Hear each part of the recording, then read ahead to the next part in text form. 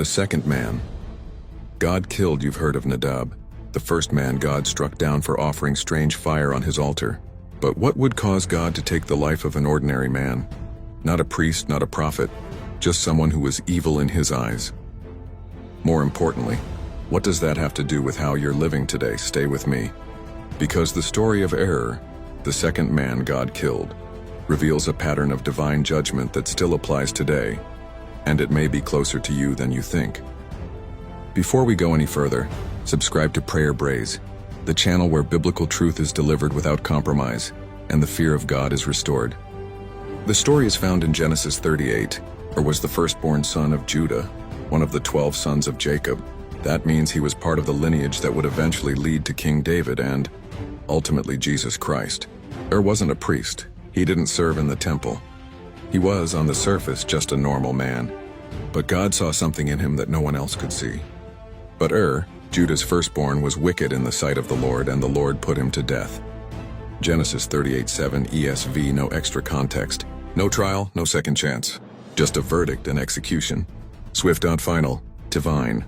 This isn't a footnote buried in some forgotten story. This is a thunderclap from heaven reminding us, God doesn't tolerate sin even in people the world considers insignificant. What does evil in the Lord's eyes really mean? The Hebrew word used is ra. Not just a slip or a weakness, but something deeply perverse, willfully corrupt, and ongoing in nature. It wasn't a moment of failure. It was a lifestyle of rebellion. And let's be honest, today sin wears new names. Adultery is called following your heart. Lying becomes shaping your narrative. Theft is hustling, rebellion is authenticity. But God hasn't updated his standards. He still calls sin the context of Genesis 38 is full of family dysfunction. Right after Er's death, his brother Onan refuses to fulfill the law of levirate marriage.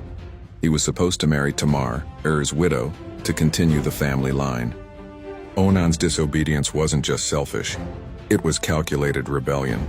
And God killed him too. The pattern is crystal clear. God doesn't overlook personal sin. He judges not only public actions, but the hidden motives, the heart posture, and the ongoing attitude behind what we do. Didn't desecrate the altar like Nadab did. His sin was deeper, a wicked life, even in the absence of sacred responsibility. God saw it, God judged it, and God ended it. God sees what no one else sees. In today's world, people assume God only cares about big crimes or religious failure. But the story of Er proves otherwise.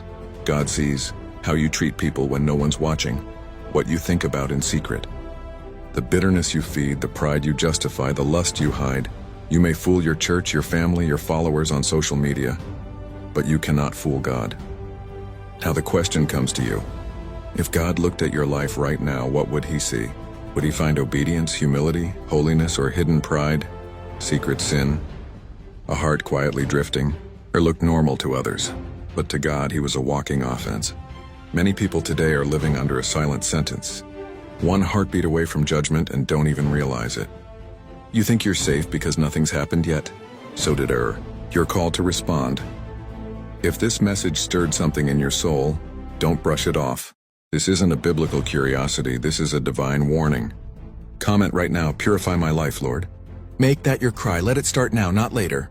And if you want to know who was the third man God killed, and the eternal lesson behind it, subscribe to Prayer Braze and turn on notifications.